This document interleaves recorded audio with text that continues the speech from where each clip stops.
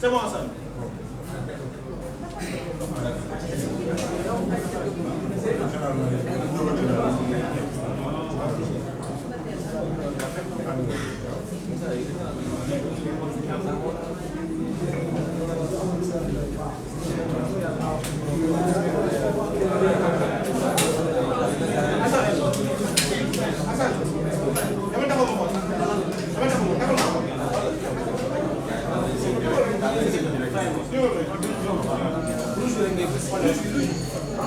Allô, c'est bon.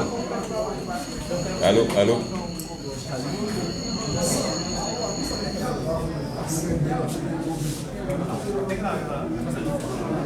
Hein?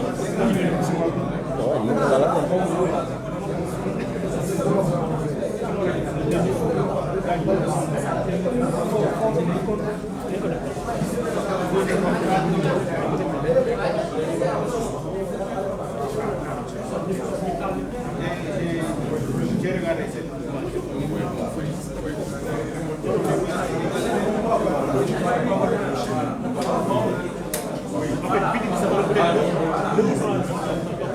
C'est bon.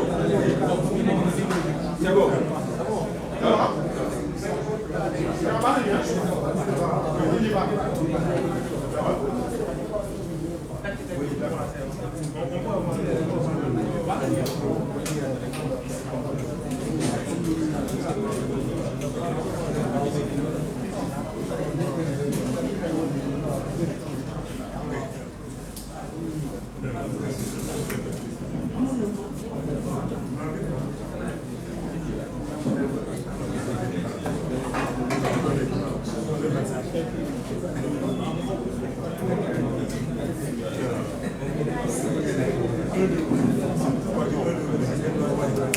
C'est bon.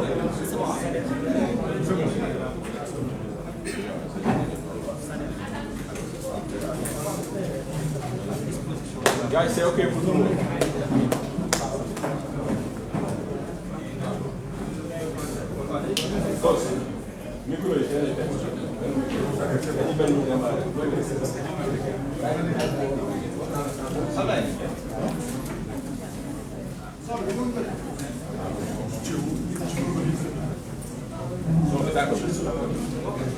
D'accord.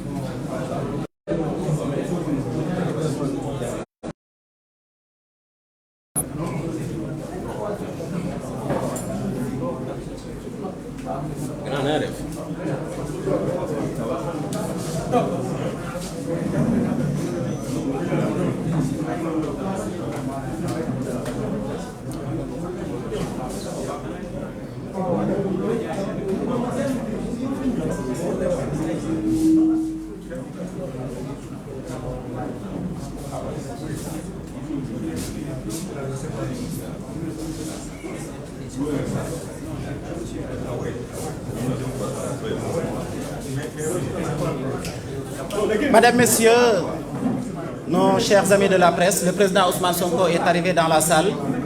Nous allons débuter le point de presse. Je le rappelle,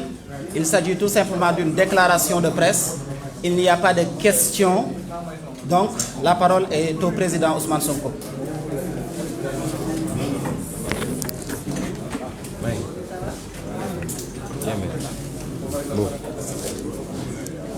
Oui.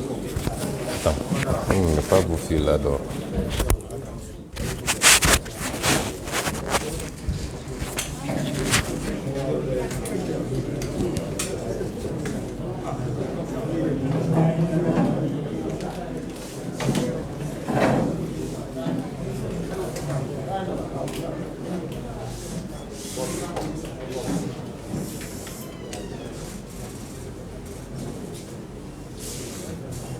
mbokk yi asalaamaaleykum ñu ngi leen di nuyu di leen ziar ci bésu àjjuma bi di nuyu di jaajëfal suñu mbokku presse bi di nuyu bépp sénégalais boo xam ne yaa ngi ñuy suivre tey ci waxtaan bu gàtt bi nga xam ne fas yéene nañ ko am ak yéen. ñoo woote woon waxtaan wi ñu sumb ko ci diir wu gàtt nag ngir fas yéene waxtaan ak askan wi ci lu am solo ndax dañoo nekk ci jamono joo xam ne mën nañ ne li tubaab di wax tournant mooy jamono joo xam ne la fii la Sénégal ak Afrique war a jaaree siggi ba faw waaye fii it la ñu mën a jaare nooteel gi ñu noot depuis juróom-benni xarnu juróom-benni siècle tey nooteel googu wéy ci lu yàgg ba suñuy doom ak suñuy sët ak suñuy sëtaat nar ko dund ci ni mu gën a jafe sax que ñun ñii niñ koy dundee. waxtaan wi nag dañ koy tënk ci wenn mbir moo xam ne defe naa àjjuma tey jii la mat ab semaine gannaaw Macky Sall ak gouvernement am ba ñu jàllalee assemblée nationale benn dogal benn loi boo xam ne lu dangereux la ci réew mi. ñu ne woon nag nañ ci waxtaan ma biral léegi ni waxtaan wi solo si du waxtaan ci dimension technique u loi bi ndax loolu lañ ca waroon wax nañ ko keroog jàpp naa it boobu ba léegi avocat yi wax nañu professeur université yi wax nañu praticien droit yi wax nañu ci li jëm ci wàllu technique. waaye jàpp naa ni sénégalais yu bëree natt nañu mbir mi wax nañ ci kon li may waxtaan ak yéen tey mooy li nga xam ne moom la ñu baaxoo ñun ci suñu wàllu politique mooy di yee askan wi di xippiloo askan wi ba ñu xam lan moo nekk ci gannaaw lépp loo xam ne Macky Sall ak nguuram ñu ngi koy sumb loolay solo su waxtaan bi tey ba ca njëkk mooy kan moo nekk ci gannaaw loi bii nga xam ne dañ koy binduloo dañ koy woteloo ay loi waaye léeg-léeg ña koy woteloo ak ña koy defloo seen intérêt day taseeg intérêt Macky Sall. loi bi loi bu doy waar la ndax réewu àdduna bi yépp kenn amu ci loi bu ni mel Sénégal moo ko njëkk a am en tout cas man réew yu bëri yoo xam ne jànkonte nañu ak terrorisme dem naa jékki seen législation maanaam la ñu am ci ay loi ci lu jëm ci mbirum xeex terrorisme dama wax réew yi nga xam ne ñoom jàkkoonte nañu ak terrorisme waaye gisuma ci benn réew du Amérique du Angleterre du France du Chine du xawma kan ak kan gisuma ci benn réew boo xam ne jàllale na ci assemblée nationale am lu mel nii ci ay loi waa léegi lan moo waral réewum Sénégal nga xam ne musuñoo am problème ak terrorisme musu fee am lan moo waral ñu jékki-jékki rek Macky Sall mel ni ku xëmmiliku ne non seulement damay def benn loi ci terrorisme waaye jël li gën a garaaw ci lu ñu mus a def ci loi ci terrorisme mu jaarale ko ci assemblée nationale. dama bëgg sénégalais bu nekk laaj boppam laaj boobu parce que lu am solo la lan moo làqu ci gannaaw loola. may fàttali wax bu am solo bu sëñ Mansour Sy Djamil suñu sëriñ suñu xarit suñu collègue wax keroog ci assemblée nationale mooy ku fi mus a jóg ngir taxawal dëgg ku fi mus a jóg pour yee askanam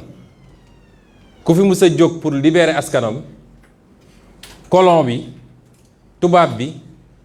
jiiñ na la terrorisme ñu fàttali ko loolu te su ma ko waxee dama bëgg ñu bañ a réere mbir nag ni su ma nee tubaab bi dafa am tubaab bi ci boppam ak tubaab yu ñuul yi ko fi toogal ñooñu yëpp ngay boole ci tubaab bi ndax bañ koy def ci jamono maam bañ koy def ci jamono ba sañuy maam daan résister muy ñu résister ak gànnaay muy ñu résister pacifiquement bañ koy def ci jamono jooju dañ doon am toujours nag ay tubaab yu ñuul kukk ni man mi dëkk ci réew mi juddoo fi màggee fi seeni maamaat màggee fi ñooñu ñoo leen doon defal liggéey bu salte bi loolu nag dañu fi ba tey ne mu amee woon ci jamono maam noonu la amee suñu jamono may wax ni loi bi boo ko jëlee dafa di loi boo xam ne dañ ko dem copier ci li ñuy wax terrorisme act muy loi antiterrorisme bi nga xam ne Tony Blair bi muy nekk premier ministre Grande-Bretagne en 2006 moo ko woteeloon waaye may fàttali collègue ni bi mu koy wotelu dafa fekk mu amoon attentat yi amoon Londres en 2005 nee naa ba tey jii de déggaguma ñu ne Sénégal terrorisme am na fi te bu dee ñun rek sénégalais entre ñun terrorisme du fi musa am parce que duñu peuple boobu mais loi bi fa lañ ko jëlee boo jëlee loi boobu jël loi bii Macky Sall jàllale da ngay gis ni dañoo dem copier rek coller ko waaye nag mu am lu ñu ci yokk ndax am na loo xam ne dans une démocratie kenn sañu ko Tony Blair moom ci boppam am na loo xam ne sañu ko ci Grande-Bretagne moo tax d'abord ci fond bi li ñuy wax fond mooy li ne ci biir loi bi Tony Blair jëlul woon li ñuy wax les délits de droit commun délit de droit commun mooy lépp loo xam ne masalan délit politique la mooy ku manifester wala ñu ne toj nañ fi ay affaire wala ñu ne ñaari nit xeex nañu kenn gaañ moromam wala ñu ne nit dugg na fenn sàcc parce que yooyu yëpp mi ngi ci loi bi loolu la ñuy wax délit de droit commun loolu doo ko fekk ci benn législation ci àdduna du Amérique nga xam ne moo gën a jànkoonteel ak terrorisme du France du Grande-Bretagne mennum Sénégal moo fi am kon tappale gi Macky Sall di tappale mooy dafa jaare ci loo xam ne àdduna bi yëpp dañ cee dëppoo mu am ay convention yoo xam ne Nations Unies la yoo xam ne Sénégal signé na ko pour la lutte contre le terrorisme mu jaare ci loolu nag daat ci dugal ay mbir yoo xam ne pour faj ay problème boppam la muy ay problème politique loolu mooy caay-caay ak tappale yi nekk ci loi bi Tony Blair it ba mu koy def toujours léegi ci forme bi laay wax forme bi mooy ba mu koy def bi mu amee yéene def ko daanaka loi bi presque liggéey nañ ci wala discuter nañ ci lu mat 1 an ndax 15 juillet 2005 la njëkk a yëkkati projet bi waaye bi mu koy def ministre bi nga xam ne moo newoon ministre de l'intérieur dafa bind porte-parole conservateurs yi ak porte-parole libéraux démocrates yi mooy ñi nekk assemblée nationale ne leen ah ñun de bëgg nañu wote loi bu ni mel dañoo bëgg a xam lan moo ciy seen xalaat. démocratie noonu lay doxee ñooñu xool mbir mi càmbar ko critiquer ko wax ko liñ koy wax mu toogaat ñaari weer muy 15 septembre mu bindaat beneen lettre ne leen li ngeen wax lii lañ ci gis lii lañ ci wàññi lii lañ ci yokk xool leen ñooñu xoolaat wax ko liñ ci xalaat loi bi doog a dem assemblée nationale. bi mu demee assemblée nationale yóbbu nañ ko seconde lecture et même troisième lecture mooy su dee député dañ ne loi bi doy ñu dañ koy delloo gouvernement mu xoolaat ko tëggaat ko doog ko delloo siwaat loolu yëpp am fa te teewut bañ koy wotee ci la Tony Blair am défaite bi gën a rëy ci défaitam ndax li mu bëggoon li gënoon a am solo ci loi bi mooy li ñuy wax détention préventive mooy suñu nee Ibrahima Thiam mii dañoo soupçonné ni kii terroriste la ñu mën koo dem téye waaye mu ne woon dafa bëgg ñu téye ko lu mat 90 jours pour que police mun a def liggéeyam. Assemblée nationale dafa rejeté loolu Parlement britannique dafa rejeté loolu ne loolu c'est un abus contre les libertés munoo téye nit inculpé woo ko jugé woo ko 90 jours ñetti weeru yàlla nga ne yaa ngi dem wër ay preuve muy woon défaite bi gën a rëy bu Tony Blair am ci carrière politique am. ñun nag Sénégal Macky Sall ak ñi mu àndal dañuy dem def li ñuy def liggéey ci ay weeri weer xëy rek ne procédure d'urgence. Est-ce que xam nga sénégalais xam nañ ñuy procédure d'urgence mooy lii assemblée nationale ndeysaan góor gi Moustapha Niass buñ ko joxee jox ko ndigal nag ne ko lii lu jàmp la mu mel ni dafa am ñu taxaw buntu Sénégal nag yor ay bombe di waaj a éclater ñu ne ko lii lu jàmp la il faut ngeen voter ko tey gën saa gudd ci juróomi fan yi il faut ngeen voter ko il faut ngeen jaaree ko commission pare woote assemblée nationale plénière pour ñu wote loi bu toll nii foog nga ni waroon nañ ko mën a woote te askan wi kenn xamu ci dara loolu war na am ci réew mel ni Sénégal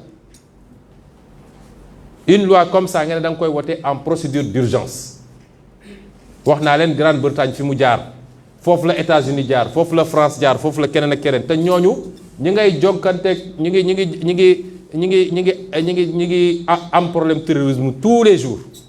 waaye teewul jaaral nañu mbir mi fi mu war a jaar ba ñu wote la ñu war a wote te nañ ko war a wotee ak ni mu gën a rafete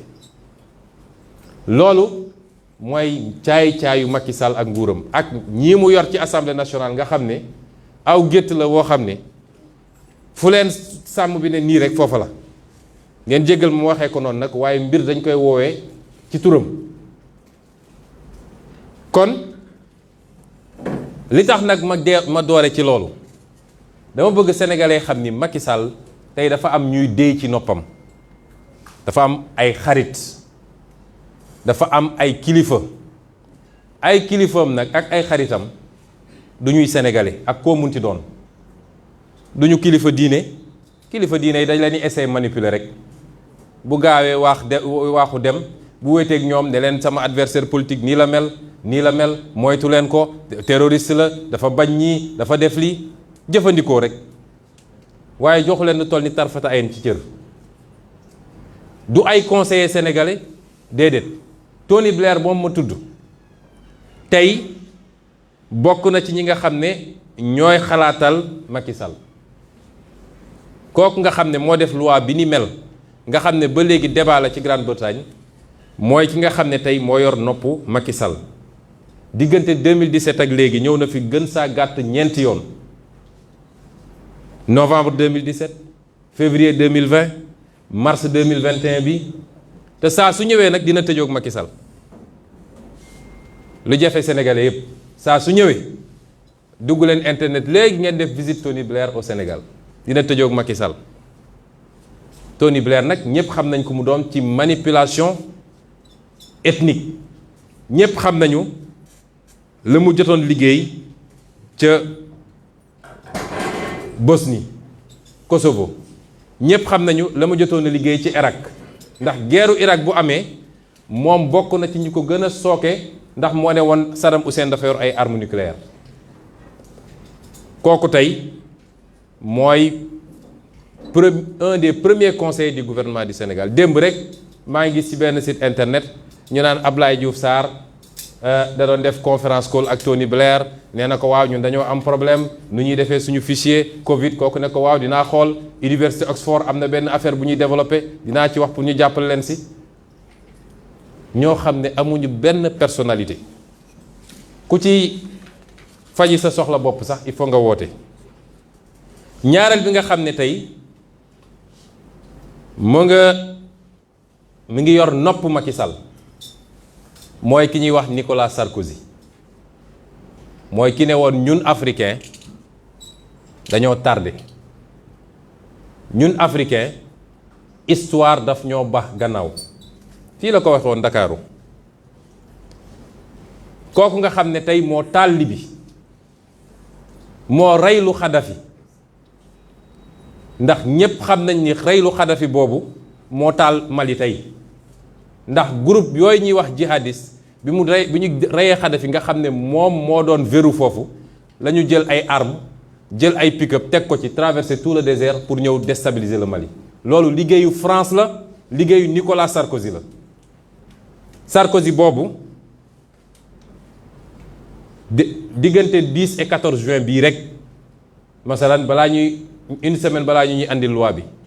Sarkozy mi ngi woon fii Ndakaaru te daje na ak ñoom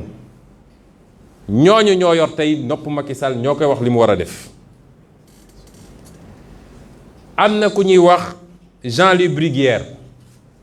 nga xam ne moom ab juge antiterroriste la woon foofu ci tugal ca France tey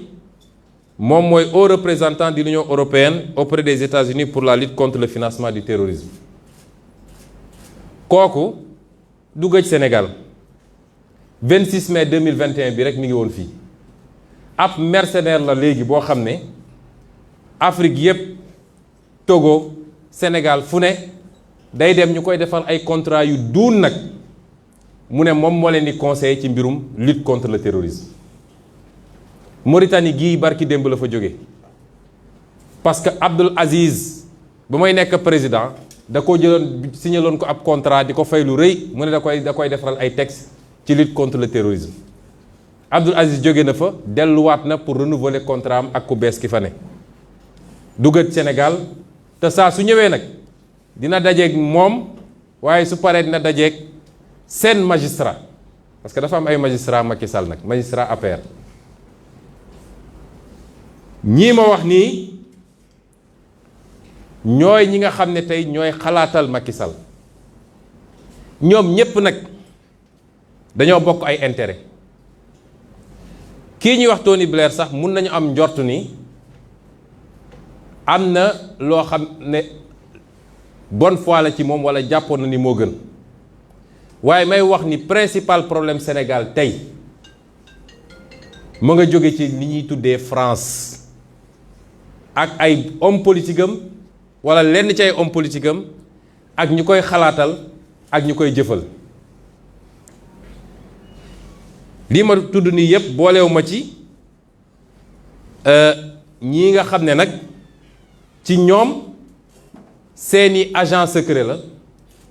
ak seeni barbouze li tubaab di wax barbouze mooy ñi nga xam ne ay nit lu yu doy waar la yoo xam ne fu ñu leen yebal ñu dem suñu leen nee reyal Masamba ñu rey ko histoire Afrique ak histoire àdduna loolu dafay yàgg tey am na ay société yoo xam ne ay mercenaires lañu te Macky Sall ubbil na leen buntu Sénégal depuis bi pétrole ak gaz xeeñee Sénégal ba léegi ñu fiy ñëw saa su ne te ñoom la ñuy jëflanteel yéen journalistes def leen tuuti recherche rek naa leen ci jox benn am na société bu ñuy wax Covosis SA nga xam ne nee na société la boo xam ne affaire sécurité affaire nangam ki ko jiite du gëj Ndakaaru semaine bii ñu jógee fii rek mi ngi woon fii c'est des sociétés de mercenaires yoo xam ne bu ñu leen yebalee tey ne leen dem leen liquider Ousmane Sonko ñu def ko te ñu ngi traité ak gouvernement Sénégal may wax nag ni ñun soxlawuñu ñii ñëpp soxlawuñu leen ñun ubbeeku nañu pour liggéey ak ñëpp waaye li ñu soxla mooy ay investissement li ñu soxla mooy ay transfert de technologie lu ñu soxla mooy luy industrialiser suñu réew waaye ay homme politique yoo xam ne réew yu ñu jot a jiite sax defuñu fa lu ñu leen nawee defuñu ko fa ndax Sarkozy deful lu ñu ko nawee fa mu jóge Blair defu ko keneen ak keneen tey ñooñu ñaari fan yu ne ñu taal seen avion ñëw Sénégal mooy seen paradis léegi bu ñëwee nag nga gis suñu gars yi ku nekk di xoggaliku keroog maa ngi gis kenn ki dem naan day visiter loo Tony Blair suñu data center bi boo ko gisee mi ngi mel ni kuy recevoir yàlla loolu mooy Sénégal ñuy wax nag surtout waa France neew ma suñu problème yépp ci France a jóge ndax càccum alalu réew mi du France suñu autorité yi la détournement deniers publics du France jël di séddoo yaag sa njaboot du France jaay suñu ressource naturelle du France donte am nañ ci ñoom part de responsabilité ndax saa su ne dañuy ut benn préfet bu ñu fiy teg boo xam ne luñ ko ne lii la ñu bëgg mu def ko loolu ci seen part de responsabilité waaye nag la may wax mooy dafa jot France teggeeku ñu dafa jot France wàcc ñu ba ñu dajee ak France ba léegi 15e siècle ba léegi problème sur problème suñu dara baaxul wax leen ma ban réew la fi France colonisé ba pare di ko imposer waat néocolonisation te réew moomu avancé amul ci àdduna juróom benn siècle depuis esclavage jël suñuy maam noot dem jaay te nee nañ kenn du ko wax nag mun nañu wax ci li daloon juif yi mun nañu wax li dal arméniens yi waaye lu daal nit ñu ñuul yi nga xam ne des millions de personnes lañu jël fii ñii dee ci géej gi ñii ñu sànni leen ñii ñu takk leen dem jaay leen kenn du ci wax te ñu waroon ñu compenser nañ ko defee ak yahud yi def ko keneen ak keneen dañu waroon compenser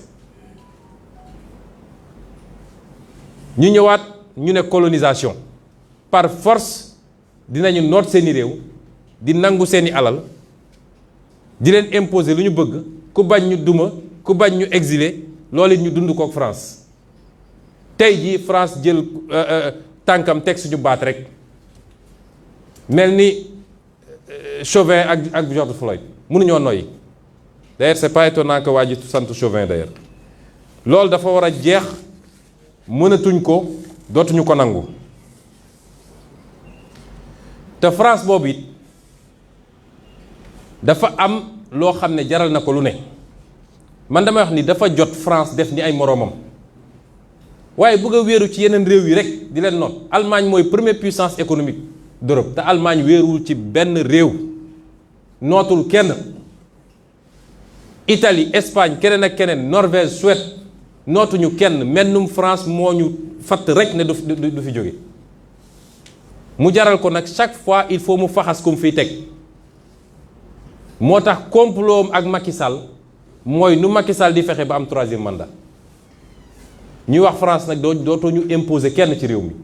c'est fini dootuñu nangu ñu ñuy imposer président de la République te naafeq gi nekk ci France mooy xoolal li xew nee nañu Mali mere nañu Maliens yi parce que dañu interrompre processus de transition wax ma processus constitutionnel de mais processus de transition bi dañ ko interrompre waaye Tchad nee nañu bravo doomu Idriss Déby bi te kooku dafa interrompre le processus constitutionnel loolu mooy hypocrisie France la ñuy wax fii ak li ñuy def fële bokkul seen intérêt rek la ñu xam ñu dellu Côte d'Ivoire waa ji ñëw ne forcément am 3e mandat France waxu ci Jean-Yves Le Drian bi ñu ko laajee vidéo baa ngi fi mun naa leen ko envoyé li tax ngeen wax ci Biélorussie ne kooku warul am beneen mandat te Côte d'Ivoire ngeen noppi ci dafa ne parce que Biélorussie ay millions de personnes génn nañ di manifester Côte d'Ivoire kenn manifesté wul loolu mooy France ku leen gën a naafeq ci àdduna amut ñooñu nag ñooñu fatt wit ñooñu ñoo ngemb Macky Sall may wax nag bi dama bëgg mu leer ñun contre ñu peuple français amuñu benn problème ak peuple français tey ay sénégalais yu bëri ngi dund foofu di fa liggéey te war faa dund nag ndax la ñoo defal France ba suñuy maam di dee Allemagne ngir xeex pour libérer France loolu yëpp dafa war a tax ñu am fa àq tey ñaata sénégalais dund Espagne ñaata sénégalais dund Italie ñaata sénégalais dund États-Unis est-ce que ñun dañoo xeex pour ñooñu kon ñun dañoo am àq foofu war faa dund du privilège te ba léegi li ñuy jël ci suñu réew mënul fay loolu waaye ñun li ñuy wax jóbalewuñ ko ne dañoo contre France li may wax nii ay nit a nga koy wax biir France bis bu ne mën naa citer ci ñooñu ay député madame Frédérique Dumas dem leen ngeen tapé léegi ngeen xool ses positions moo gën a radical nee na France lii mënatul wéy teggi leen seen tànk ci ñi ngeen noot Jean-Luc Mélenchon bis bu ne ngeen dégg ko wala ngeen lire ko député bu ñuy wax Jean-Paul Lecoq keneen ku ñuy wax André Chassaigne ba ci ay ONG yu am solo comme l'ONG Survie nga xam ne pillage bi ñu nekkee ci continent africain yépp ñu ngi ciy wax chaque jour kon mbir mi du peuple sénégalais contre peuple français du Ousmane Sonko wala Pastef contre la France mbir mi niñ koy ba défendre fii ñun la am ay français yu gëmee noonu di ko défendre te ñooñu ñëpp jàpp naa ni avenir relation diggante Sénégal ak France ci ñooñu la mun a dépendre parce que su France comprendre ni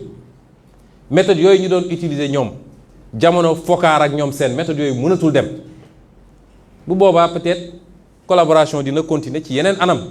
mooy gagnant-gagnant bu ko comprendre nag dina fi jóge ci anam goo xam ne du ko neex kon ñuy wax tamit nii Macky Sall ñi ñoo ne ci gannaawam lay jubluwaayam nag ñun ñëpp xam nañ ko waaye may profito nee naa Sénégal amul terroriste le Sénégalais ne peut pas être un terroriste buy xëy takk ay ceinture naan mi ngi dem claté boppam wala yëfu dof yooyu amu fi te dinaa ci ñëwaat danger boo xam ne it ay nit mun nañ jóge fële comme ni mu amee Mali jaar ci ab désert bu ne yambala nga xam ne ay milliers de kilomètres carrés la pour ñoo ne ñoo ngi dal ci Sénégal loolu mënut am Sénégal nit jóge fële traverser le fleuve Sénégal yor ay pick-up yor ay truc ak li ñu am ci force de défense de sécurité seen professionnalisme seen qualité loolu amul Sénégal nañu bàyyi di fen askan wi may laaj Macky Sall nag prisonniers yooyu mu jëlee woon Guantanamo kenn xamul lan moo tax mu nangu jël leen andi leen Sénégal prisonniers yi anañu ak ñii nga xam ne ay samba boy lañu ay criminels yu mag a mag lañu nga xam ne fête bu am du tabaski du korité mu gaawantu gracier ci ay nit ñu jël leen di leen recycler feneen pour def leen des tueurs professionnels ñooñu noonu lan moo war a tax mu leen di libérer na Sénégalais posé wu question yooyu lii nag lan mooy jubluwaay bi foofu laay deuxième point bi jubluwaay bi mooy ay intérêt yu daje la waaye intérêt yi mun naa ne intérêt Macky Sall ak ñi mu àndal mooy nu ñuy def ba toogaat ci bopp réew mi nu ñuy def ba am un troisième mandat lii ñuy posé comme acte rek yëpp foofu la jëm intérêt tubaab yi mooy naka la ñuy def ñoom ba nii ñu nootee ba am fi toujours ay présidents yoo xam ne lu ñu ñëw ne leen signé leen ñu ne gongo lii nga xam ne mooy alal gi ñu yàlla jox mooy suñu géej gi suñu pétrole suñu gaz suñu zircon ba léegi xeebatuñu suñu suuf si ñuy bayee sax nañ la ñuy def rek ba mun tegu seen loxo te am ay président de la république yu leen koy daganal ñaari intérêt yooyu ñoo daje ñooñu nag dañoo gis lu ñu musut a gis mooy dañoo gis pour la première fois une menace politique et citoyenne c'est important menace politique et citoyenne parce que mbir mi du ñun rek acteur politique mais conscience citoyenne bi juddu léegi te développé wu rapidement ci Sénégal yi ba ci si wàllu li nga xam ne suñuy valeur la mu am ñu jóg ne ji am na loo xam ne duñu nangu ku ñu ko imposer loolu moo leen jaaxal moo tax may wax ñépp nag gis nga loi bii ndànk-ndànk lañ koy korkoreñ waaye liñ ci jublu mooy suñu demee képp koo xam ne ñoom la ñu bëgg ak li ñu bëgg a imposer boo nee lii bokkul ak ñun suñu gis-gis ñu dugal la ci organisation terroriste yi masalan ku fi jóg ne ñun d'accorduñu ñu neenal ngóor jigéen ba nit lu ko neex mu génn solo nu ko neexee ne day def gay parade fii Sénégal mooy ay góor jigéen yuy défilé yuy def lu ko neex ku ko wax ne d'accord ba ñu ne kii terroriste la gis ngeen keroog bi ñu defee manifestation contre mbirum góor jigéen ñoom seeni organisation cité nañu ay nit ba jël sax ay xalif généraux ne ñii ay terroriste lañu France na leen interdire bu ñu duggati suñu territoire syndicaliste bu fi jóg di casse droit am ñu ne terroriste la système la ñu bëgg a andi boo xam ne système dictatorial absolu ba benn kàddu gu àndul ak ñoom du mun a jib ci réew mi loolu mooy seen jubluwaay na ko Sénégalais yépp xam kii nga xam ne nag mooy parti Pastef moom cible principale la ci Pastef cible principale la ci li tax ma wax ko mooy boo seetee ba seet la ñuy jublu mooy bu ñu waxee ci financement bi par exemple Pastef mooy le seul parti fii au Sénégal ci loo xam ne lu fës la moo fi andi un mode de financement innovant et participatif mooy nañ ko tàmme woon di def parce que Pastef pas-pas moo ko lal ñi am pas-pas yépp nag moo xam ci wàllu diine gis nañ ko ci daayira yi moo xam ci wàllu association quartier moo xam ci association politique da ngeen naan la ñuy def ñun dañuy dajale suñu doole ñun defal ko suñu bopp ndax bëgguñu dépendre ci kenn bëgguñu ay lobby ne suñu gannaaw bëgguñu ay intérêt yu lëndëm nekk suñu gannaaw moo tax Pastef taxaw neen ñun dinañu def appel sénégalais yépp nag xeebuñu ci kenn ku ci am sa téeméeri dërëm ba ci ku ci am sa 100 millions boo ko yéenee boo gisee sa bopp ci li ñuy xeex te jàpp ni lii njëriñu réew mi la nga yéene ko jëkkatil nga joxe bañ ko defee temps yële yàlla def sénégalais yi tontu ci bu baax ñu am ci lenn loo xam ne sax daanaka bëriwul ndax lañ ca am yépp moom Macky Sall ba may dem Fuuta la mu fa dépensé ëpp na la ñu dajale ñun ñëpp pour def suñu tournée nationale waaye loolu tiital leen ngeen dégg cuuj boobu mu teg ci ministère de l'intérieur nga xam ne moo gën a dangereux luy danger ci Sénégal attan naa jaay waa këram yépp pour ay intérêt personnel am ngeen dégg ko mu taxaw menacé ne day dissoudre Pastef ñoo ngi koy xaar parce que loolu la ñu bind ci loi bi dama ne àdduna ba mu daj réew àdduna yépp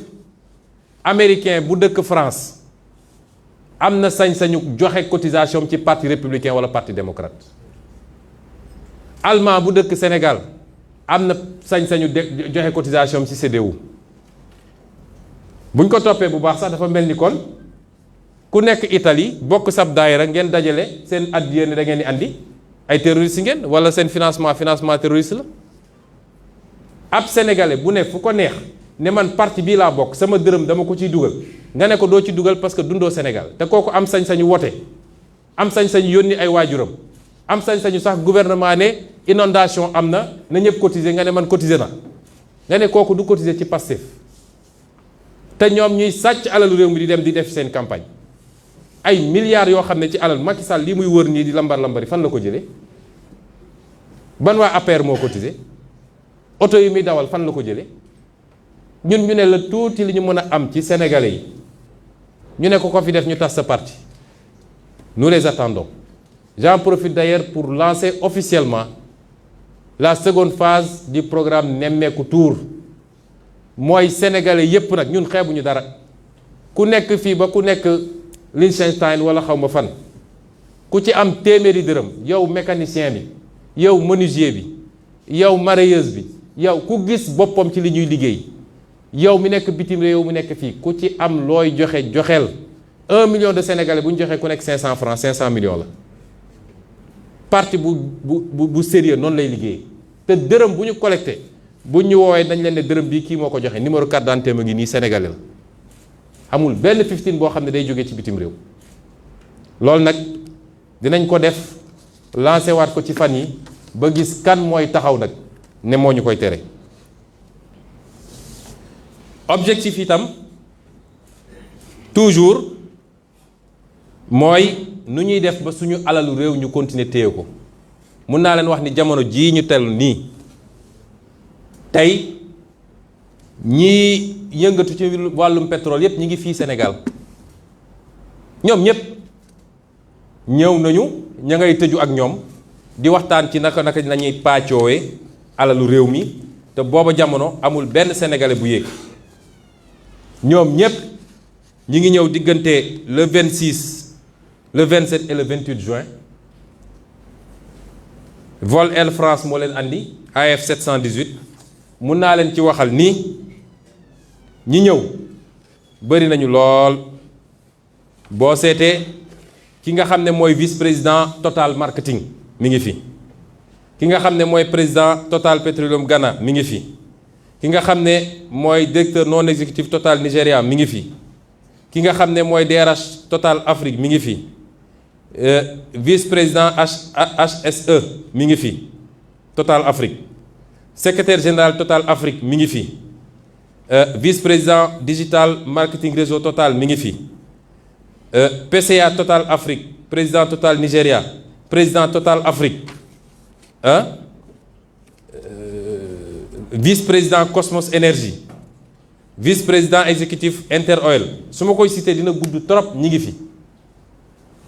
bu ñu ñëwee nag dem tëju nga xam ne seen waa ji lu mu oyof signature lu ñu ko ne signé mu signé ñu dem def la ñuy def sur le dos du peuple. kon ci sama programme depuis 2019 wax ko avant programme bi wax ko ci sama téere bi ma bindoon 2017 xaw ma 2016 ci mbirum pétrole bi pétrole Sénégal gazu Sénégal zircon Sénégal géeju Sénégal sénégalais yi ñoo ko moom keneen moom ko dul sénégalais yi te bu soobee yàlla lépp luñ ci def ci loo xam ne waruñu koo def dinañ ko renégocier parce que nag askan wi sonn na yàlla gestuñu am as tuut gum ñu wërsëgale ñu mel ni ñoom ay dëmm yu gis médd loolu ba kañ ñu koy nangu te foofu nag laa bëgg a insister sénégalais yëpp laay waxal rawatina nag vous la jeunesse de ce pays da ngeen war a décomplexé wu parce que nag noot gi ñu noot d'abord noot psychologique la nekk sa réew amoo sañ-sañ ne lii mooy sama intérêt réew lii baaxul sama réew koo waxal mu ne la way moytul France ils sont trop puissants moytul ñii dañuy dal sa kaw te ñoom ñu am sañ-sañu toog seen réew di wax ci ñun nu mu leen neexee loolu il faut mu jeex donc lii nag lan moo ci seeni objectif ma ñëw ci loolu wax naa objectif yi la ci tegu mooy ñoom naka lañ ko bëgg a matérialiser mbokk yi kii poñ bu am solo la ndax nag coowal terrorisme mi ngi bëgg a sonal nit ñi ci Sénégal mu mel ni sénégalais bu ne boo xëyee sa kër booy dem liggéey di nga dajeek ay terroristes ñu am nag ñuy wër di leen waxal parce que dañuy préparer opinion bi psychologiquement dañ koy préparer psychologiquement dégg ngeen fii depuis quelques années ni ñuy préparer scénario terrorisme bi jàpp nañ fi ay imam sonnal leen noggatu leen lottal leen traité leen ci anam goo xam ne indigne na nga traité ci nit bu mel noonu ne ay terroristes lañu te gis nañ fi mu mujjee ndekete terroristes yi mooy ñi doon ji ñaate terrorisme jàpp nañ fi ay jeunes yu de rien du tout xale bi ñuy wax Sayer Kébé ñi ngi yàq àddunaam benn xale bu ndaw sans défense pour benn poste internet rek Serigne Bassirou Gueye mel ni nag ku ñu xabtal ci ndaw si xale bi sonnal ko 8 ba dégg naa sax léegi am na problème psychologique loolu yëpp pour gëmloo sénégalais nii ay ngandim terroriste la ñu am ci réew mi dégg ngeen bi fi événement yi amee mois de mars ministre de l'intérieur taxaw ci télé bi naan ay terroriste laak ay force occulte ak ana ñooñu ba léegi am réew mel ni Sénégal ak li ñu am ci ay service nga ne ay force occulte dugg nañ fi ba def li ñuy def ba disparaître ba sey te mënoo ci jàpp kenn ne benn ngi nii loolu yëpp pour préparer opinion yi la. dégg ngeen ministre affaires étrangères dem France 24 xamu ban télé moom it mbërër wax ne ay terroristes ñoo fi nekk ay léegi lii te bañ koy wax nag su dee ci wàllu média moom toujours ci média France lañ koy waxee. ñu tegaat ci tuuti ministre de la justice génn moom gën a catastrophique moom it wax la même chose demaat Fuuta wax ko ci alpulaar ne waa Fuuta terroriste yaa ngi ñëw te bu ñu ñëwee dinañu rend jigéen ñi xotti biiru ñi nga xam ne dañoo ëmb wax ay waxu dof yoo xam ne kenn xamul fu mu ko jëlee te lenn rek la ci jublu mooy ñoom dama bëgg sénégalais xam ne dañoo am benn stratégie boo xam ne pour mu dox il faut ñu njëkk a tiital sénégalais yi te bokk na ci leen mun a aider ci stratégie boobu mooy nañu fexe ba féewale jullit ñi dem ci ñii ne leen yéenay tarixa yi moytu leen ñële nii la ñu mel dem ci ñii ne leen moytu leen ñële loolu mooy seen stratégie te ñi leen ko jàngal waa bitim réew la yooyu yépp nag dafa am lu ñuy préparer gis nañ fi ay nit yu dem ci ay plateau télé wala taxaw ci assemblée nationale ne ñoom xam nañu ay terroristes yu fi nekk wax ko ci anam yoo xam ne ndeysaan mouchoir yi génn nit ñi di jooy ak ñi di xalangoog ñu naan bi ñuy est-ce que sax newuñu ci buntu télé beeg lu ne ñu wax ko loolu yépp pour préparer psychologiquement la ñuy waaj a def ñoom la dinaa ci ñëw la ñuy waaj a def mooy lan damay wax sénégalais yi ne acte terroriste bu fi amee Macky Sall ak ñi mu àndal ñoo ko def parce que ci loolu la ñu nekk ci loolu la ñuy dox attan nañu clateloo fi bombe créer fi acte terroriste pour ne li ñu leen doon wax yépp a ngi nii nag daal di gaawantu jël ay pouvoirs spéciaux mooy dooleel Macky Sall ne ko am nga sañ-sañu ku yëngatu nga dóor parce que le pays est en guerre bu dee ci corona bi rek la fi andi woon loolu ku yëngatuñu dóor parce que nee na dañ doon guerre ak benn microbe bu kenn gisul ku yëngatu ku fi 19 heures fekkoon ngay dogg a wàcc sax amoo kaar ñu fekk la fa duma bis bu ñu kalaatee li ñuy kalaatee ba pare dina ne nag sëriñ seeg mouvement citoyen ñëpp waxoon naa leen nous sommes en danger donc pouvoirs spéciaux te sénégalais nañu xam ni nag bu boobaa amul kenn ku ciy mucc koo xam ne neewoon nga ni ànduma ak Macky Sall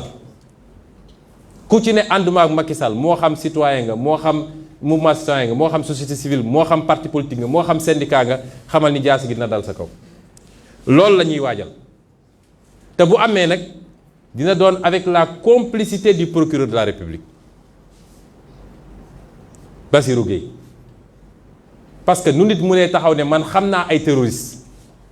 yaa ngi biir Sénégal man de Ousmane Sonko su ma ko waxoon benn détachement GIGN moo may jël si guddi sama kër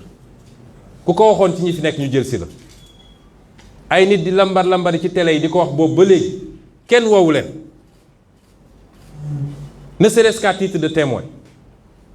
ça veut dire que ils sont complices loolu ñu ciy teel a addu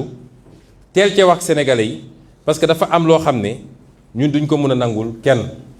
seeni méthode nag xam nañ ko mooy li France defoon Mali mooy la ñuy def Burkina bu ñu duggee cim réew dinañu fexe ba commencer attaquer force de défense et de sécurité yi wax naa ni loolu dina jafe fii Sénégal parce que duñu réew yooyu te suñuy force de défense et de sécurité bi wax ji bëree ba bëri 4 avril defe naa gendarmerie armée ñoom ñëpp taxaw nañ ne li ñu wax amul du dëgg waaye ñooñu ku ñu doyul kan moo leen doy ay politiciens di wër naan terroriste ngi fii ñi nga xam ne ñoo suñu kaaraange ne loolu amul boobu ba léegi ñu continuer dañu fàtt ba wotee loi bu mel nii kon musiba am na kon lii la Macky Sall di waaj ma wax ko Sénégalais yi te pour mu réussir ko nag il faut mu téye ay banqaas bokk na ci magistrature bi wala justice bi su ñu nee justice bi nag du magistrat yëpp waaye dafa am ñeent ba juróomi poste yoo xam ne dégg naa waxtaan na ak benn magistrat mu ne ma bi ñu nee dañuy proposer ay réformes ay Burkina Faso yi fii lañ doon ñëw di jàng ci ñun waaye léegi raw nañ ñu parce que Burkina Faso boo demee poste magistrat bu libre appel à candidature la appel à candidature mooy dañuy woote ne magistrat bu remplir critère bi ak critère bi mun na déposer dossier ñu def sélection bañ ko bëggee andi Sénégal Macky Sall da leen ne poste procureur poste doyen des juges cour suprême conseil constitutionnel ak xaw ma ban kooku moom mënu ma bàyyi ñu def ko loolu parce que ban njëriñ la am ma nekk président su ma mënul ne tëjal leen ma kii wala bàyyi leen ma kële noonu la ko waxee moo tax poste yooyu ñooy musiba Sénégal li ñuy waaj yëpp nag il faut ñu téye loolu te téye nañ ko yokk ay âge de la retraite yóbbu ay 65 ans 68 ans yokk salaire nommé ay nit yoo xam ne ñëpp xam nañ ki ñu doon pour téye ñaareel bi mooy nañu fexe ba commandement force de défense et sécurité rawatina gendarmerie ak police ñu teg fa ñoo xam ne ñu leen di déggal la même su dee li ñu leen di sant baaxul ci askan wi. ma ciy profité nag di wax général Moussa Fall ñoo ngi koy félicité ci nomination am di ko ñaanal yàlla mu oyofal ko yen bi waaye na doon un républicain na doon un homme d'honneur et un homme de loyauté pas vis-à-vis de Macky Sall waaye vis-à-vis de son peuple ndax bu dee am na ay galon yoo xam ne Macky Sall la ko takkal na xam ni statut gendarme bi mu am askan wee ko jox bu muy judd ba léegi na am la même dignité que Augustin Tine am la même dignité que ki jiite woon police ba jóge fi te mu xam ni combat politique du combat am combat politique diggante ñun acteurs politiques yi la c'est pas le rôle de la gendarmerie bu dee nag dafa joxe assurance ni dina livrer ay opposants à Macky Sall nit ñu ko waxee na ko teg ci suuf te mu fàttaliku nag ni fu askan lëm mu jógee ne ki ko ne ñu ko jiite d'accord ñoo ak yow na xam ni dëgg bi askan bee ko yor fu askan jóg ay millions de personnes jóg ne d'accord ñu bu boobaa dëkk bi askan wee ko yor mënul nekk ci dëkku ci loxo ki yor pouvoir bi kon nañu gérer ak mandute lu ko may nag dinañ fekk askan wi may lancer appel force de défense et de sécurité yi yéen ñii nga xam ne yéenay nekk ci troupe yi yéen ñi nga xam ne yéenay exécutants yi yéen ñi nga xam ne yéen yor commandement intermédiaire yi bu leen kenn defloo loo xam ne contre votre peuple la bu leen ko nangu jaru ko benn nit ak njabootam ak ay nitam jaruñu ko bu leen ko mus a nangu comme ni ngeen ko mus a defee te nag na ngeen di vérifier seeni munitions parce que gis nga événement mars bi mu fi amee man dañ maa interpellé envoyé ma sax ay audio ay nit yu doon wax ay tubaab ne dañuy def comme ni ñuy def ci yeneen réewu Afrique yi mooy munitions yi ñu leen di jox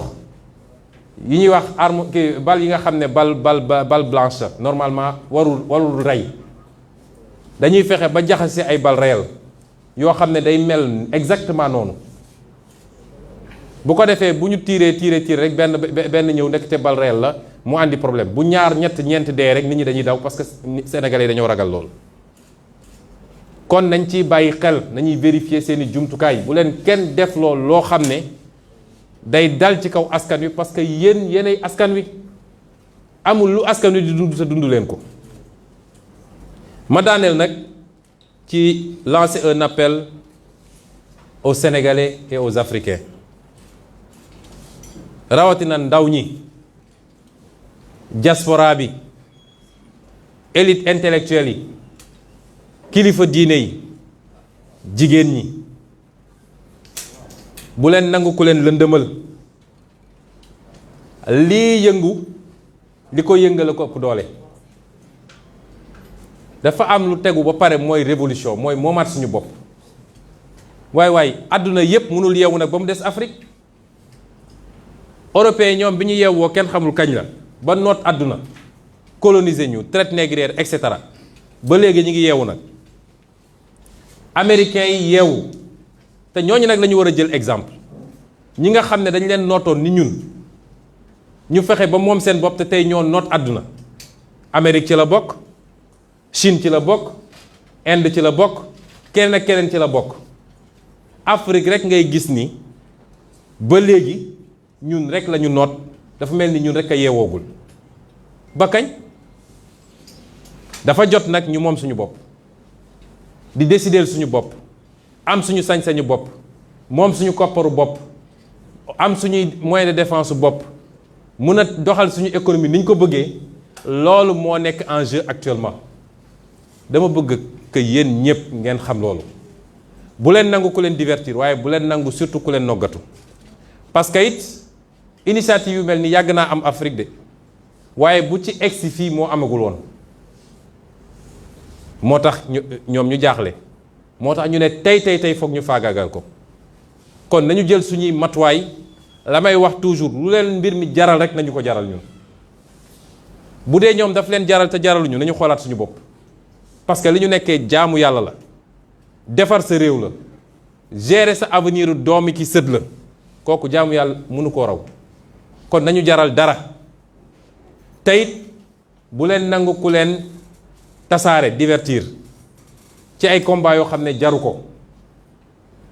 may wax ni ay tournée économique Macky Sall yoonu ñun suñu yoon newu ci bu ci kenn dem naan da ngay manifester wala di xeex wala yu demee noonu Macky Sall sénégalais la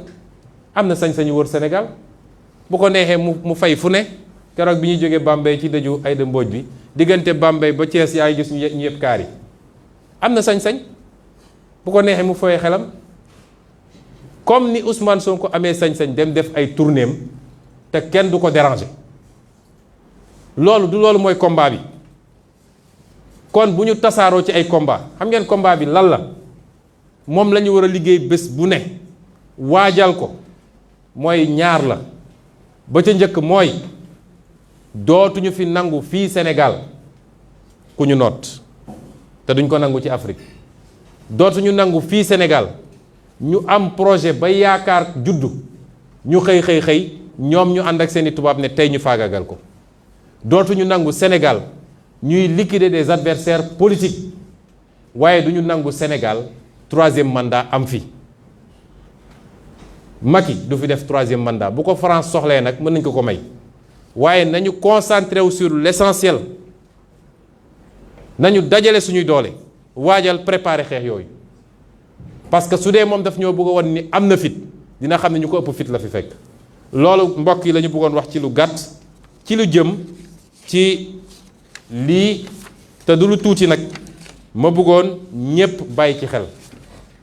ñépp xam ni la ñuy rumanaat ak li ñuy waajal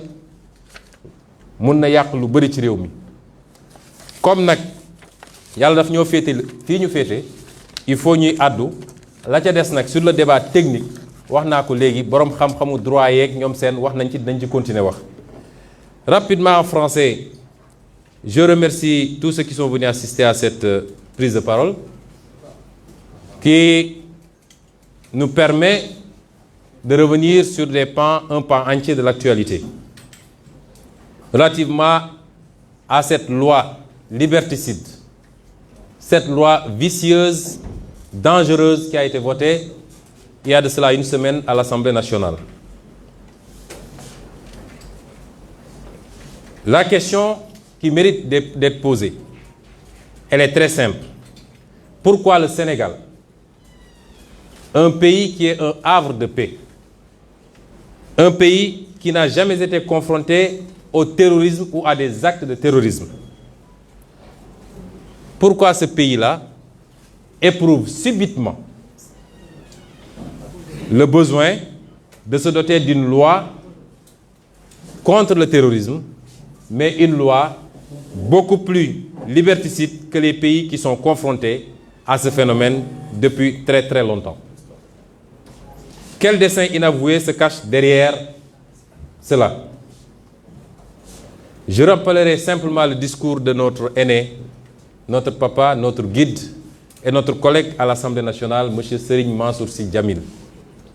qui de pertinente avait rappelé l'autre jour sur la tribune de l'Assemblée que le colon,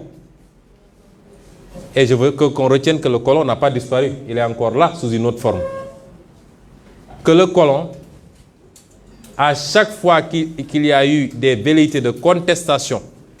de sa domination, de son exploitation et de ses méthodes, a utilisé, il n'y a rien de neuf sous les tropiques. Ceci dit, je voudrais dire simplement aux Sénégalais que cette loi est la copie conforme du Terrorism Act de Tony Blair de 2006. Mais seulement, M. Blair n'avait pas osé aller aussi loin que Macky Sall. Car dans une démocratie normale, ce qu'est la Grande-Bretagne, les Britanniques n'auraient jamais accepté certaines choses. D'abord, dans le fond, nous retrouvons exactement la même configuration et les mêmes éléments. Mais la supercherie de Macky Sall, qui est un homme vicieux dans sa gouvernance, la supercherie, c'est d'en avoir profité parce qu'une loi sur le terrorisme en soi ne gêne personne. Elle est même l'émanation des conventions. Tous les autres délits politiques liés au droit de manifester, liés aux dommages qui peuvent exister lors des manifestations, ainsi de suite, ainsi de suite. Il en a profité pour les extirper et les classer comme actes terroristes, ce qui n'existe nulle part dans le monde. Vous ne retrouverez ça nulle part. Même en Grande-Bretagne, qui a été victime de d'attentats, vous ne retrouverez. C'est ça le vice de cette loi. Et je vous dirai pourquoi plus tard. Mais dans la forme également. Parce que comment on peut avoir une loi aussi importante pour la vie de la nation, la préparer en catimini et la présenter à l'Assemblée nationale pour un vote d'urgence, en procédure d'urgence. En Grande-Bretagne, quand il a fallu le faire, et pourtant, la Grande-Bretagne venait de subir les attaques terroristes de Londres. Ça n'a pas été une raison pour faire passer cette loi en procédure d'urgence. Le 15 juillet, donc peu après les attentats de Londres, le ministre de l'Intérieur, M. Charles Clark, avait écrit au porte-parole des conservateurs et des libéraux démocrates, respectivement, pour leur demander leur avis sur une proposition de loi antiterroriste dans le but de rechercher un consensus. C'est important, parce que quand vous saisissez les gens, avant même de déposer la loi à l'Assemblée nationale, ça permet au moins d'ouvrir un débat et de permettre au peuple de savoir ce qui se passe. C'est la procédure qui a été suivie. Et le 15 septembre, c'est-à-dire 2 mois plus tard, M. Clark a publié des projets de clause du projet de loi dans une autre lettre adressée aux 2 responsables que j'ai cités tout à l'heure, écrivant qu'il aimerait leurs commentaires et à leur sujet. Voilà comment fonctionne une démocratie transparente. Mais ici, on se cache en catimini, on prépare une loi qu'on présente à Moustapha Niasse, qui appelle les députés en procédure d'urgence. Vous avez 4 jours, 5 jours, la commission doit se réunir, la plénière doit être convoquée, et la majorité mécanique, robotique, va lever la main pour voter sans savoir même de quoi il retourne. C'est de cela qu'il a été question. Et cette loi, après tous ces avis-là, a été discutée pendant longtemps à l'Assemblée nationale et a fait l'objet de renvois en seconde lecture et même en troisième lecture auprès du gouvernement. Voyez combien c'est différent, combien on est éloigné des standards élémentaires en matière de démocratie. Ici, on se lève, je vais vous dire comment ça s'est passé. On s'est levé, on nous a dit il y a une loi. On s'est doté de la loi, on a regardé, c'était la catastrophe. Et on dit vendredi, il y a plénière. On n'avait même pas le temps d'aviser le peuple comme cela doit se faire. C'est grave. Une loi aussi importante, c'est comme ça qu'on doit la voter dans un truc. Si j'insiste sur ce modèle, c'est parce que je veux que les Sénégalais comprennent que Macky Sall ne pense pas par lui-même, ne décide pas par lui-même et n'agit pas par lui-même. Il n'en est même pas capable. Macky Sall se fait dicter des lois. Il se fait dicter des comportements et des actes à poser. Mais il le fait quand cela rejoint ses intérêts personnels. Parce que obnubilé par un troisième mandat, si des gens lui parlent de la possibilité de voter une loi contre le terrorisme, il saisit immédiatement l'opportunité. Mais il a son calcul derrière, et je vais y revenir. Qui sont ceux qui soufflent dans l'oreille de Macky Sall? Il faut que les Sénégalais le sachent. Si j'ai commencé par l'exemple britannique, c'est parce que M. Tony Blair, sous couvert de son institut,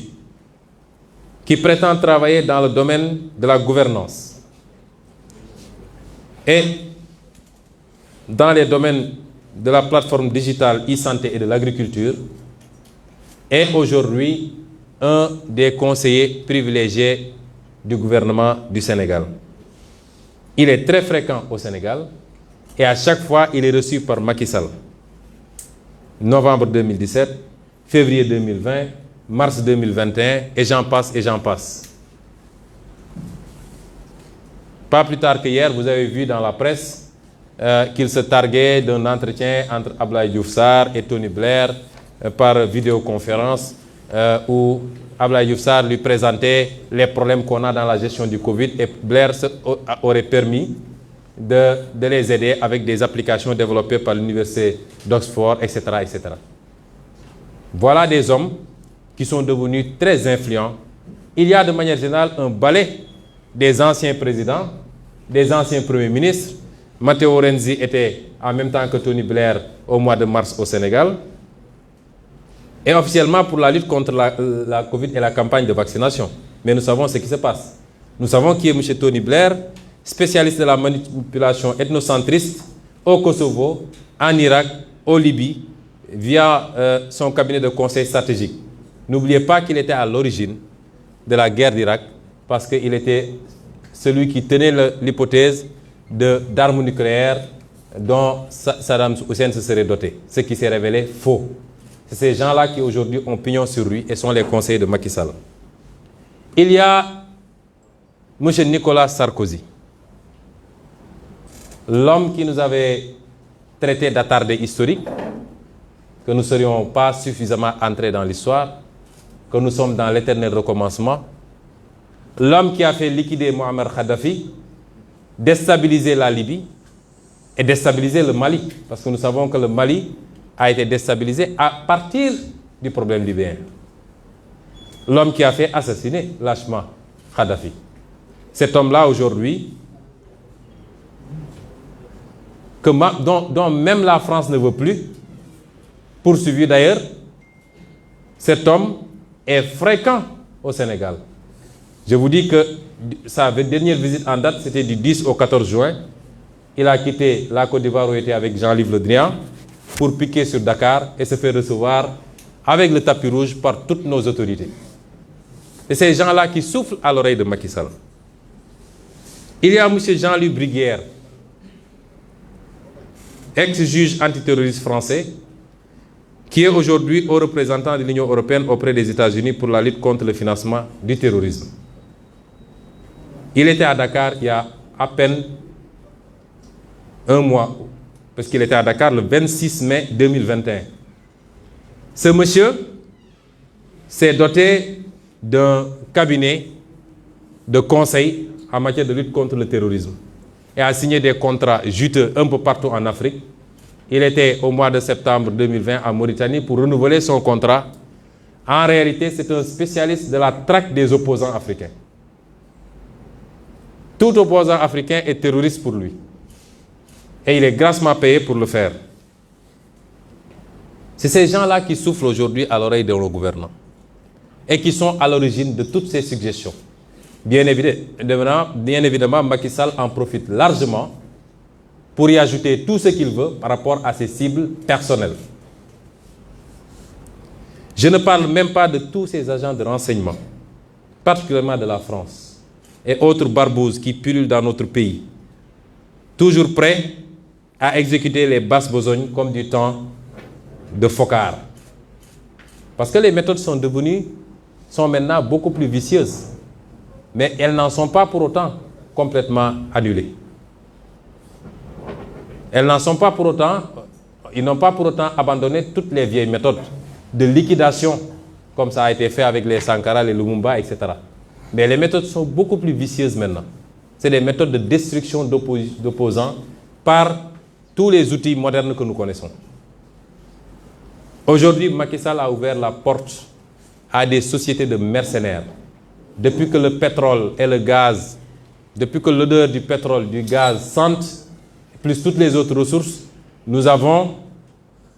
toutes sortes de sociétés de mercenaires. Et je demanderai aux journalistes de faire de petites recherches sur la société Covesaes SA, d'un certain Laurent Clerc, régulièrement à Dakar, et qui prétend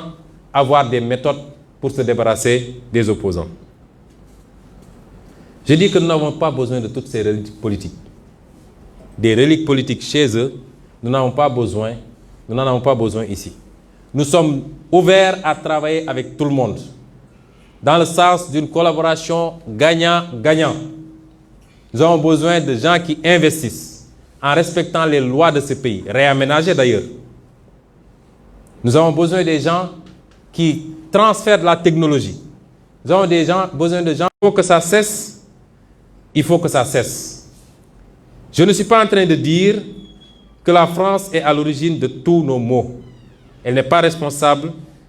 de la corruption de nos élites. L'argent du peuple qui est volé tous les jours, détourné dans des comptes offshore, détourné pour construire des immeubles à gauche, à droite, détourné pour corrompre de l'électorat. C'est ça, la France n'en est pas responsable. Même si son attitude complaisante peut y jouer pour quelque chose. La France n'est pas responsable du clientélisme, des détournements de deniers publics, de l'incompétence de nos leaders, incapables d'identifier les priorités. Elle n'est pas responsable forcément du bradage de nos ressources, même si elle en bénéficie très largement. Tout ça est de la responsabilité de nos dirigeants, incompétents, incapables et qui ne sont pas des patriotes du tout. Mais il est temps que la France lève son genou de notre cou. 7 siècles de misère faits de traite humaine, de colonisation et aujourd'hui de néocolonisation, cela suffit. Il est temps que la France nous foute la paix. Il est temps que la France prenne exemple sur ses voisins européens. L'Allemagne est la première puissance économique d'Europe, loin devant la France. La 3e ou 4e puissance économique du monde. L'Allemagne n'exploite aucun pays, aucune colonie. Je peux citer l'Italie, je peux citer l'Espagne, qui avait des colonies avant, mais qui n'exploitent personne, qui ne font pas ingérence, qui n'imposent pas des dirigeants dans leur ancienne colonie. Au nom de quoi la France croit pouvoir continuer à nous imposer des dirigeants,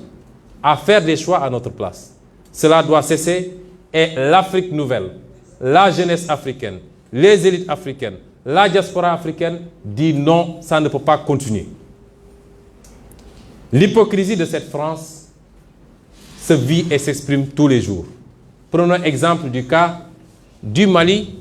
et du Tchad. Au Tchad, où le processus constitutionnel a été interrompu, la France a applaudi et son président est allé consacrer le nouveau roi. Au Mali, où ce n'est pas le processus constitutionnel qui a été interrompu, mais le processus de transition, la France a condamné et même a pris ses clics et ses claques pour dire qu'elle quitte le Mali. Ça, c'est de l'hypocrisie. C'est le 2 poids, 2 mesures. C'est le double langage que la France tient en Afrique. Quand on a interrogé M. Jean-Yves Le Drian sur la situation en Côte d'Ivoire, pourquoi la France a laissé faire un 3e mandat, il a dit simplement pourquoi il l'a accepté pour Ouattara et pourquoi elle le refuse pour la Biélorussie. Puisque la France a condamné en Biélorussie,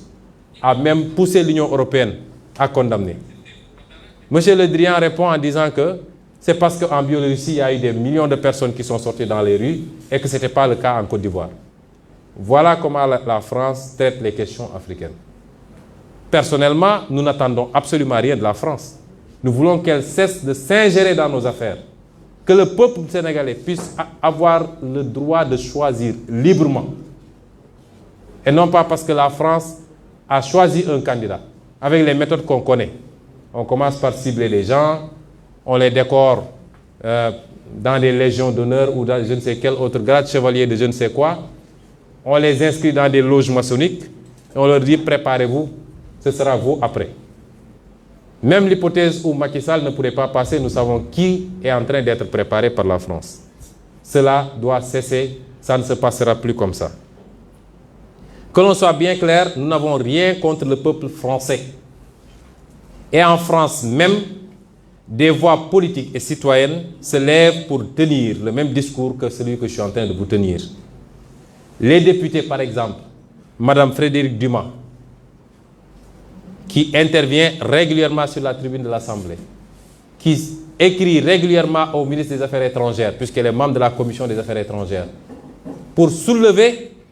ce comportement injuste de la France vis-à-vis de l'Afrique, tient le même discours que nous. Messieurs Jean-Luc Mélenchon, Jean-Paul Lecoq, André Chassaigne, tous députés, tiennent le même discours que nous. Et des centaines d'autres voix. L'ONG Survie, comme d'autres ONG, font un travail extraordinaire dans le même sens. Nous disons à la France d'écouter ces voix qui lui parlent de notre schéma, d'une autre collaboration entre l'Afrique et la France. Beaucoup plus juste, beaucoup plus équitable, mais beaucoup plus durable. Si elle sait l'écouter, je crois que nous aurons de beaux jours devant nous dans le cadre de la collaboration. S'il ne sait pas l'écouter, pensant pouvoir continuer à fonctionner comme du temps de nos grands-papas, cette jeunesse africaine ne l'accepte plus. Il faut que la France se prépare à une rupture définitive et à quitter l'Afrique.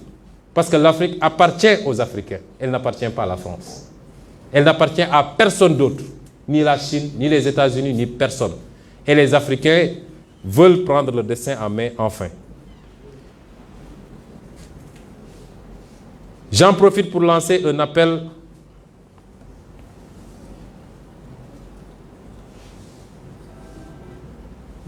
pour poser un certain nombre de questions d'ailleurs au président Macky Sall, puisqu'on nous parle de terrorisme à longueur de journée. Qu'est-il advenu des prisonniers de Guantanamo qu'il avait fait transférer au Sénégal pour une raison que personne ne connaît? Nous n'avons aucun rapport avec ces gens-là. Nous ne sommes pas mêlés ni de près ni de loin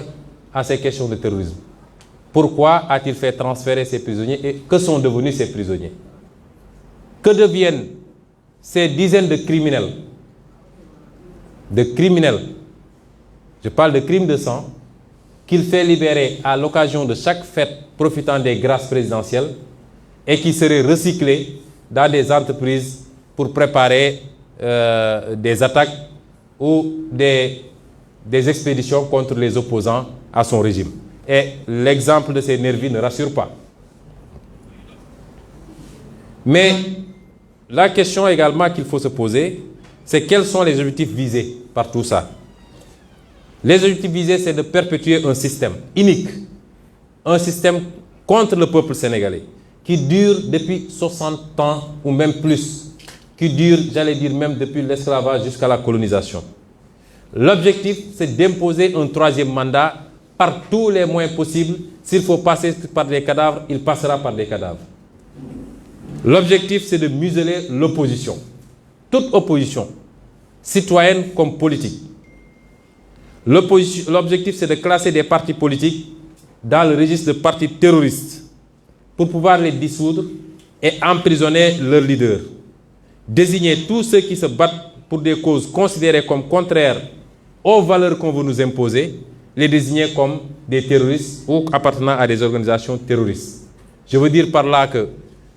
si, par exemple, dans le cadre de la lutte contre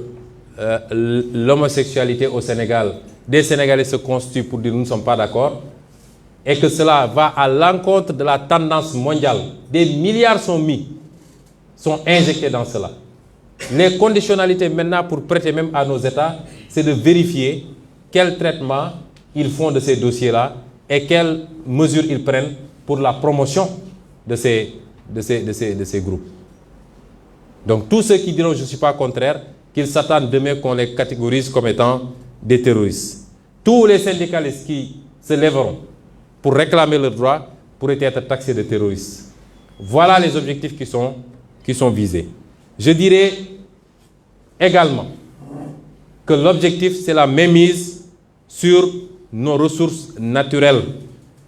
J'ai dit tantôt que tout le gratin du milieu du pétrole et du gaz est actuellement à Dakar. De Total, de Cosmos, etc. Ils sont en conclave en train de se réunir sur la manière de se partager les ressources du pays sur le dos du peuple sénégalais. Je réitère ce que j'avais dit dans mon livre, je réitère ce que j'avais dit dans mon programme. Ils peuvent faire ce qu'ils veulent, mais les ressources naturelles du Sénégal, la terre, les ressources du sous-sol, les ressources halieutiques, les ressources naturelles, pétrole, zircon, or, toutes les ressources appartiennent exclusivement au peuple sénégalais. Et que tout ce qui sera signé contre ce peuple sera dénoncé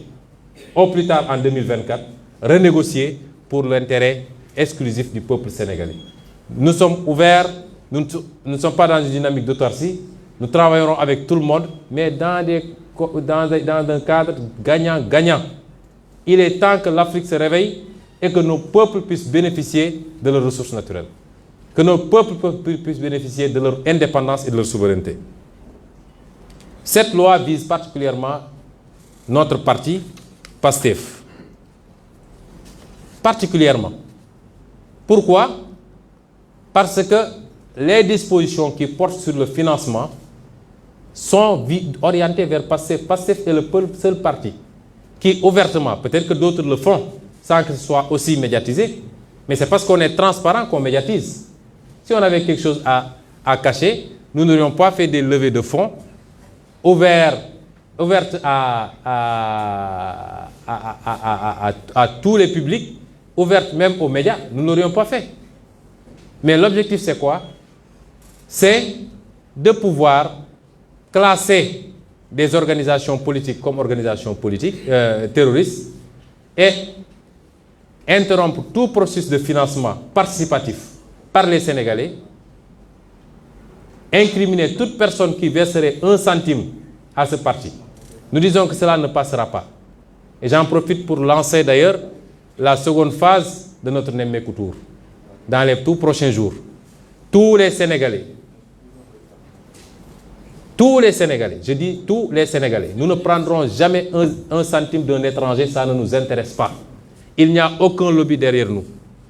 Il n'y a aucun intérêt occulte derrière nous. Mais tout Sénégalais, où qu'il se situe dans le monde, tout Sénégalais qui a quelque chose à donner, nous sommes ouverts à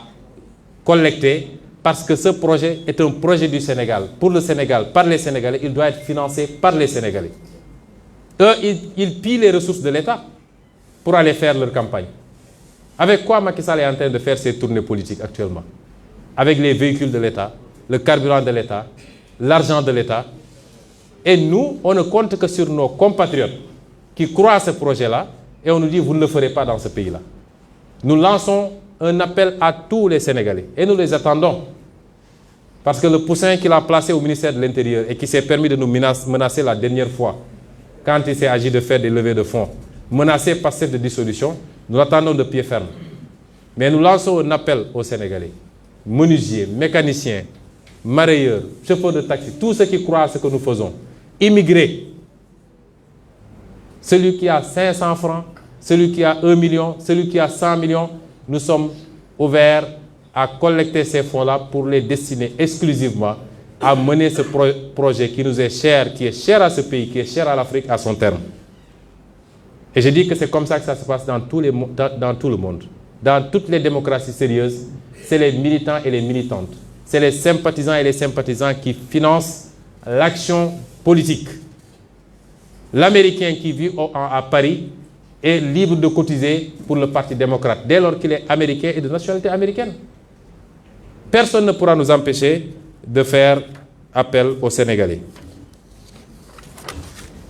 Le dernier point, c'est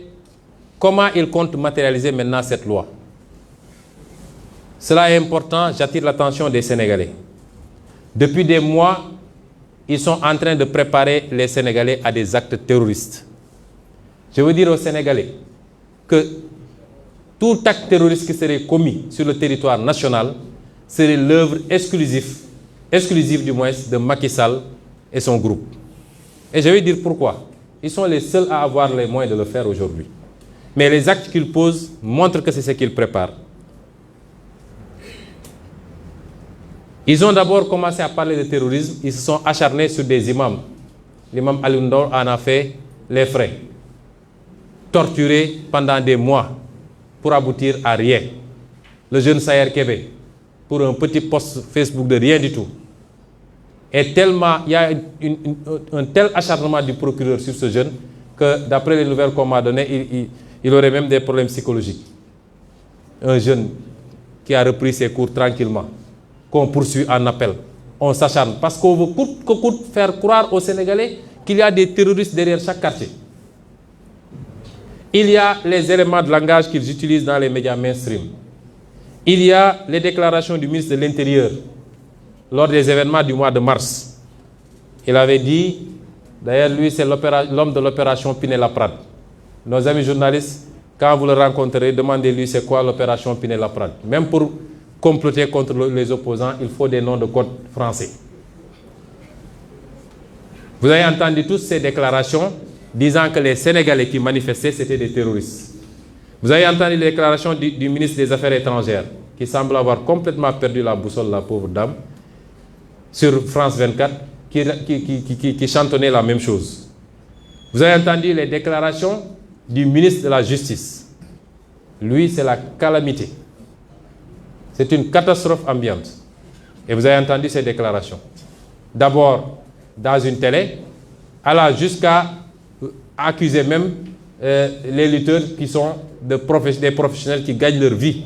à la sueur de leur front. Mais vous l'avez entendu au Fouta, terroriser les populations du Fouta en leur disant qu'ils sont là, ils vont venir, ils vont vous égorger, ils vont éventrer les femmes enceintes. Après, on se dit, est-ce qu'on est dans le même Sénégal? Mais tout ça, c'est calé dans un agenda. C'est d'abord préparer les gens avec un discours avant de poser des actes et de pouvoir en tirer des conséquences. Vous avez vu des Sénégalais sur la tribune de l'Assemblée ou sur des plateaux de télévision dire qu'eux, ils ont connaissance de l'existence de terroristes. Ils savent même où ils sont. Dire qu'il y aura des attaques sur des lieux très précis. Dans quel pays du monde quelqu'un dirait ça, le procureur ne réagit pas? Dans quel pays du monde? Ousmane Sonko aurait dit cela. Dans les secondes qui suivent, c'est un détachement du GIGN qui viendrait le cueillir. Mani militari. Avec monote, cagoule, tout ce qu'il faut. Et ces gens-là sont en train de déambuler tranquillement. Donc, le jour où il y aura des attaques terroristes, je le dis aux autorités religieuses, je le dis à tous les Sénégalais, sachez que ça vient d'eux avec la complicité du procureur de la République, qui s'acharne sur Sayer Kébé, qui s'est acharné sur Imam Alioune Ndao, mais qui laisse des gens déclarer avoir connaissance de terroristes, les avoir localisés, mais ils ne convoquent même pas ces gens-là. Parce que c'est dans leur complot, c'est dans leur plan. C'est des techniques qui sont utilisées pour choquer les populations, pour les choquer. Mais l'autre technique, c'est de créer la division entre les communautés. Et c'est pourquoi ils parlent de mausolée, de ceci, etc.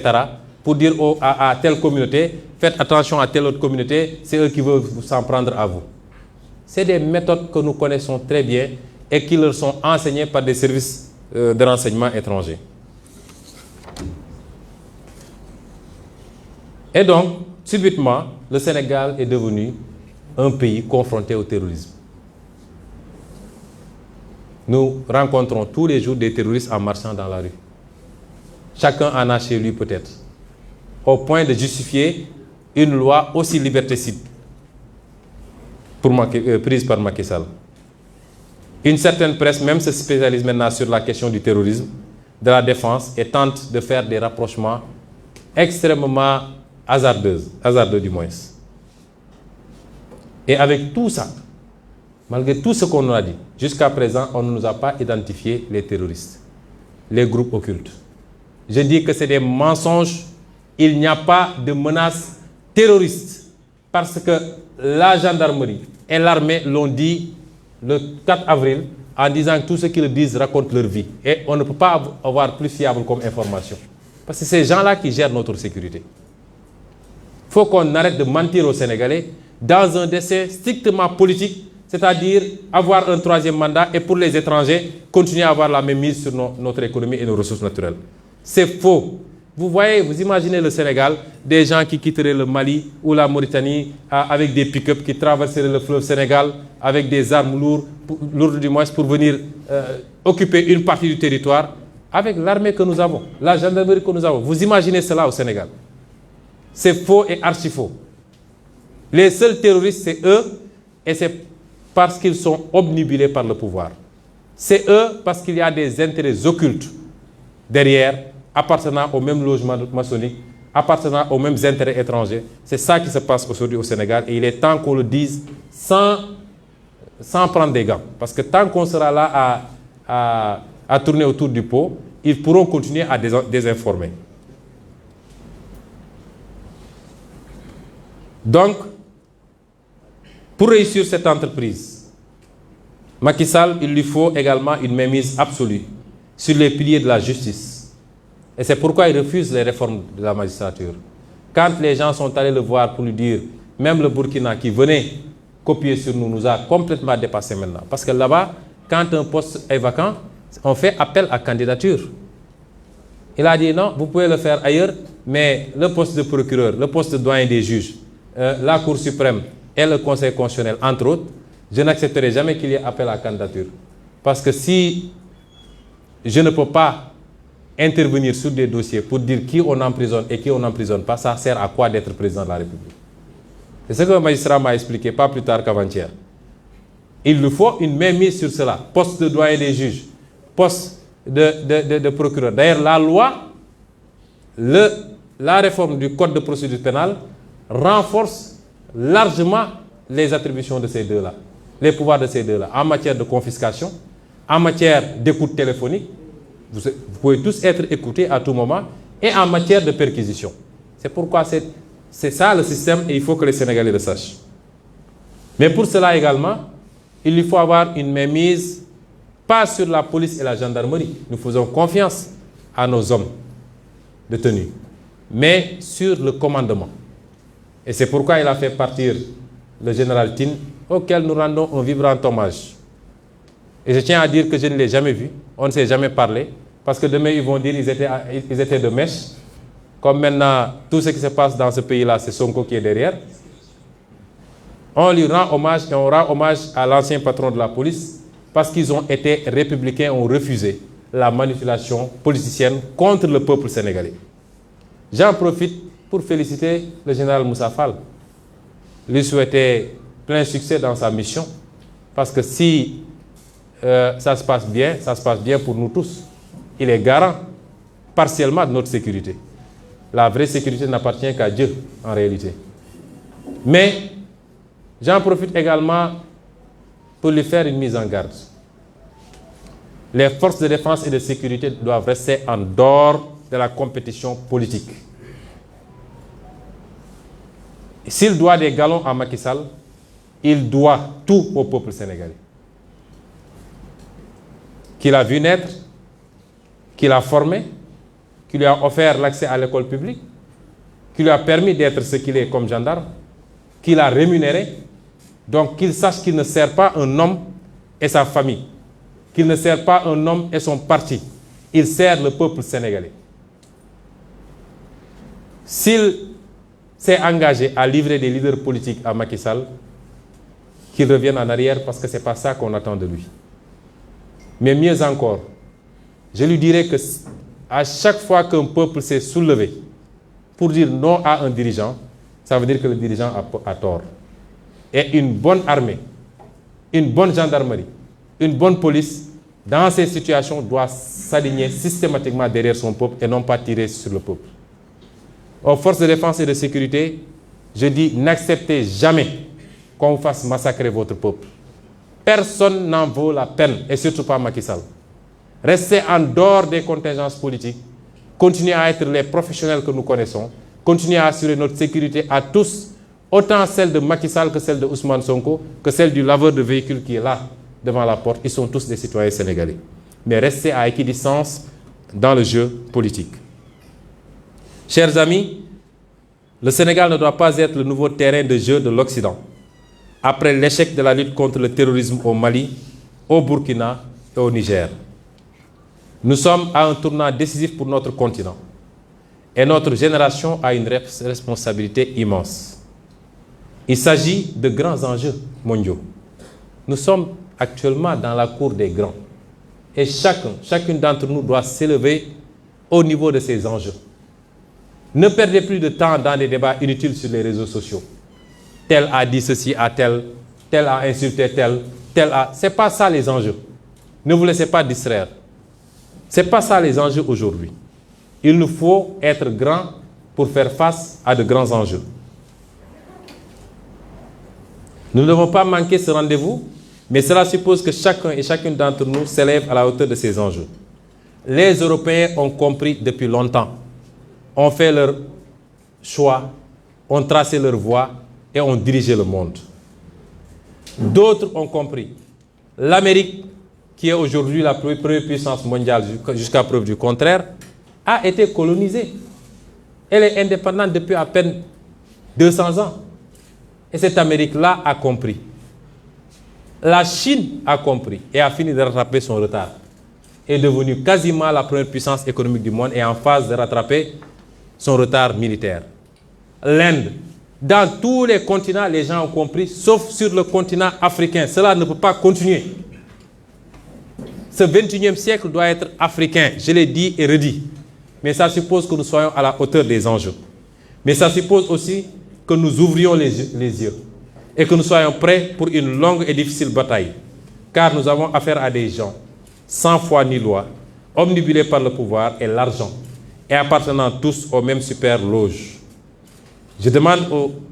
militants, aux militantes, aux sympathisants, aux sympathisantes et à tous les Sénégalais, ne vous laissez pas divertir par leur stratégie de diversion et concentrez-vous sur les vraies batailles. Nous n'avons rien à faire dans les visites de Macky Sall. Laissez-le parader si ça le rassure. Concentrez-vous sur les vraies batailles. Et les vraies batailles, c'est premièrement, nous n'accepterons plus dans ce pays qu'on se serve de complot, qu'on se serve de lois iniques, qu'on instrumentalise la justice, les forces de l'ordre pour éliminer des adversaires politiques. Ça, c'est une grande bataille. La seconde bataille, c'est qu'il n'est absolument pas question que Macky Sall fasse un troisième mandat dans ce pays. Je veux que tous nous concentrions nos efforts, nos priorités à ces combats-là, parce qu'ils vont allumer des contre-feux tous les jours. Ils vont lever de faux lièvres tous les jours pour qu'on disperse nos forces à discuter du sexe des anges. Il faut aujourd'hui qu'on se recentre, qu'on se concentre, parce que l'heure est grave, mais la victoire n'a jamais été autant apportée et nous allons la remporter, s'il plaît à Dieu. Je vous remercie.